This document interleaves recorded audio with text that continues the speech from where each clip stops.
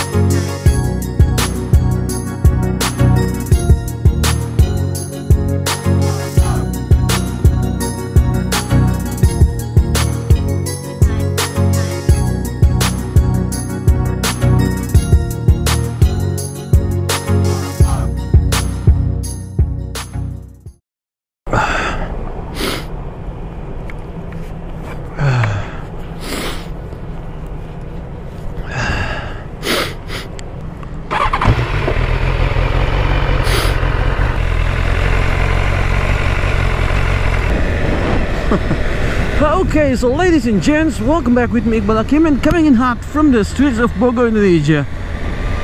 And also, balik lagi, Nadine lagi, yuhuu! Mana nih tim? Ada. Mana nih tim Nadine nih?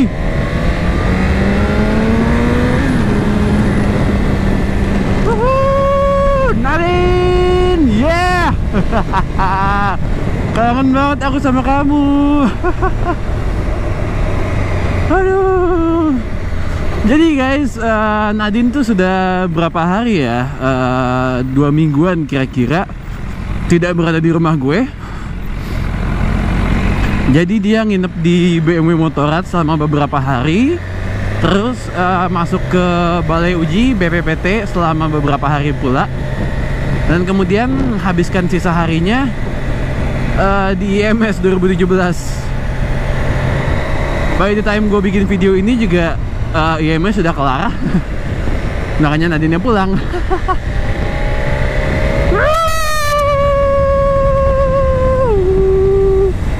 Hari ini kita cari jalan yang sepi-sepi aja ya.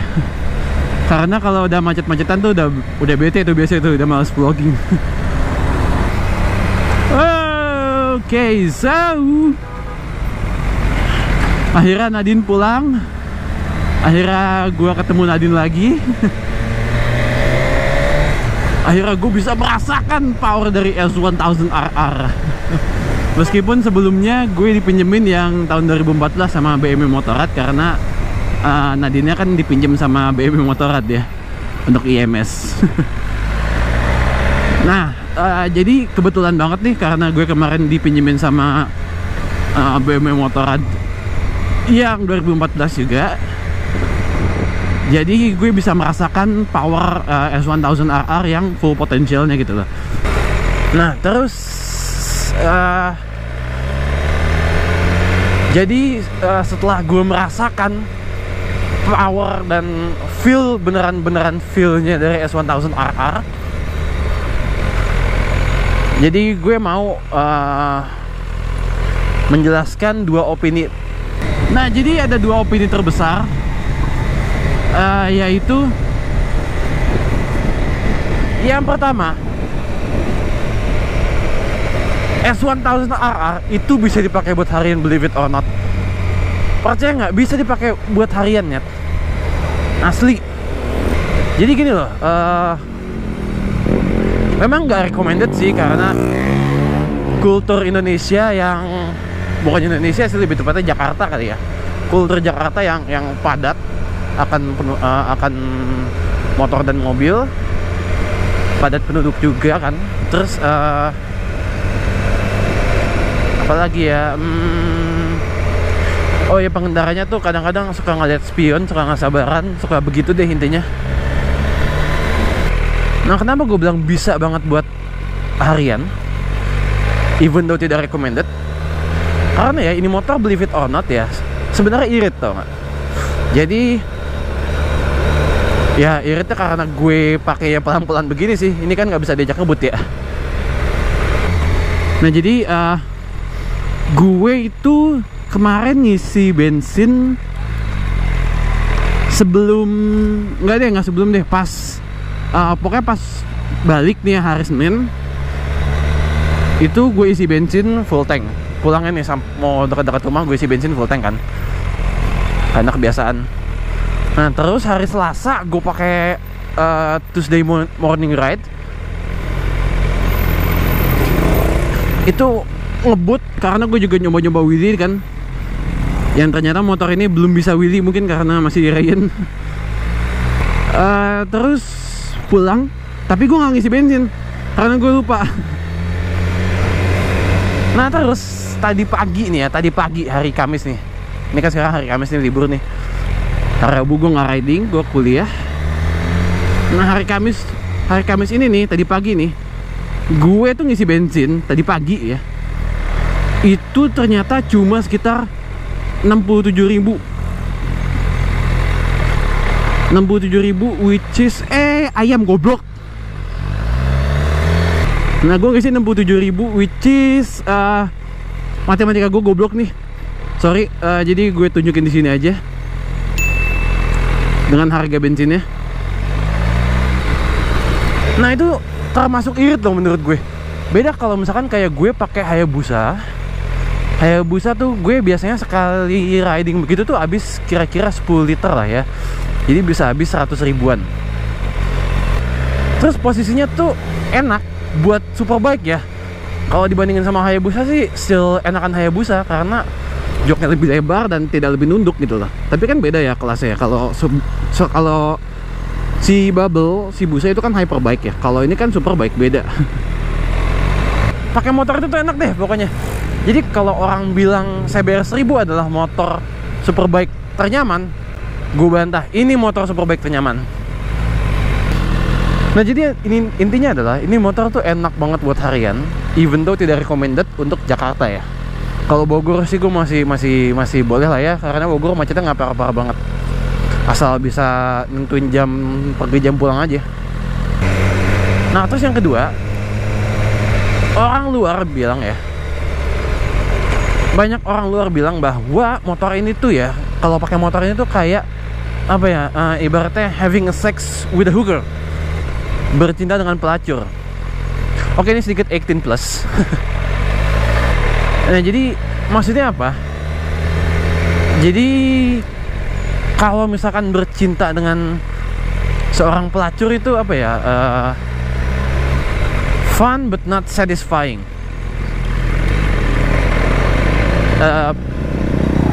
Apa ya, ibaratnya seru tapi tidak memuaskan. To be honest, gue sendiri belum pernah bercinta, apalagi dengan pelacur. Tapi gue nangkep message-nya bahwa ini motor katanya fun tapi tidak satisfying. Tapi perkataan tersebut tuh gue bantah. Ini motor ya enak dipakai, seru dipakai, dan satisfying pula.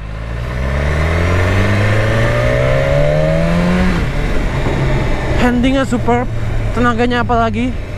Gue kan kemarin yang nyoba 2014 ya, itu yang udah restriksinya udah dicabut, udah bisa sampai 15.000 rpm. Itu enak banget, powernya gila, power deliverynya tuh gila coy. Wheelie itu ya di RPM 12.000 ke atas itu ngangkat banget. Wah. Tapi di bawahnya rada susah sih. Jadi dia ngangkat tuh pas RPM atas banget. Entah apa sebabnya.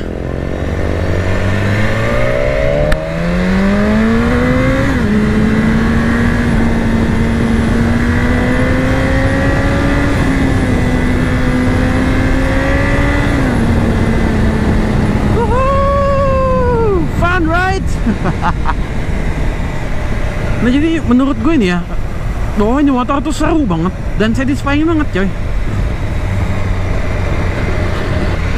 Oke, so terus itu adalah dua hal terbesar yang pengen gue omongin tentang S1000 ya. Jadi ini motor fun and satisfying, terus bisa dipakai buat harian, believe it or not. Terus mari ngomongin plus minusnya S1000 RR. Yang sebenarnya nggak banyak sih minusnya sih, banyakan plusnya. Oke, so plusnya dari motor ini si Nadine, dan sebenarnya S1000 RR 2014 juga. Ini motor 1000 cc, naganya 1000 cc, tapi handlingnya kayak 600 coy, asli. Buat belok-belok ini tuh enak banget, parah. Nah jadi handlingnya superb kayak 600 cc. Kalau yang Nadine 2017 itu lebih enak daripada yang 2014. Kalau yang 2014 tuh masih ada moge 1000 cc ish nya gitu loh. Terus powernya nggak usah tanya kali ya. 199 horsepower. Ya sebagai perbandingan, CBR 1000 gue itu barunya 176 horsepower deh kalau nggak salah deh. Karena memang CBR itu kan horsepower kecil-kecil ya, tapi handlingnya luar biasa gitu. Fokus ke handling kalau CBR 1000 itu. Handling, tenaga, dan oh iya, looks-nya coy. The best power dari S1000 adalah looks-nya. Ini motor ganteng yang aku juga bilang menjalik, pak. Ya Allah, keren banget, ganteng banget. Even though namanya Nadine, ya udah berarti cantik banget. Pokoknya ini motor tuh bisa angkat derajat lu. Nah jadi orang bilang BMW S1000 RR tuh the best powernya adalah buat nikung pacar orang. Tapi jujur ini bisa banget sih kalau lu pinter nikung-nikung mah ya. Kalau lo pinter cari perhatian, apalagi kalau ganteng ya, wah gila nih motor ini pol ya pol.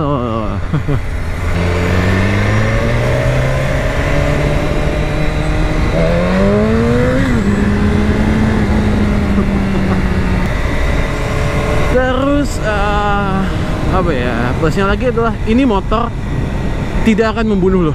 Jujur aja ini motor bukan motor yang susah dikendarain. Ini motor easy to ride banget. Ini motor nggak bakal bunuh lo, percaya atau tidak. Beda dengan lo kayak pakai Panigale atau RSV4 gitu loh, motor-motor Italia macam gitu tuh, atau MV Agusta F4 yang powernya gokil, nggak ngotak power itu. Jadi bisa membunuh lo. Kalau motor ini tuh enggak, powernya gede tapi elektroniknya banyak, yang bisa membantu lu untuk tetap safe di jalan dan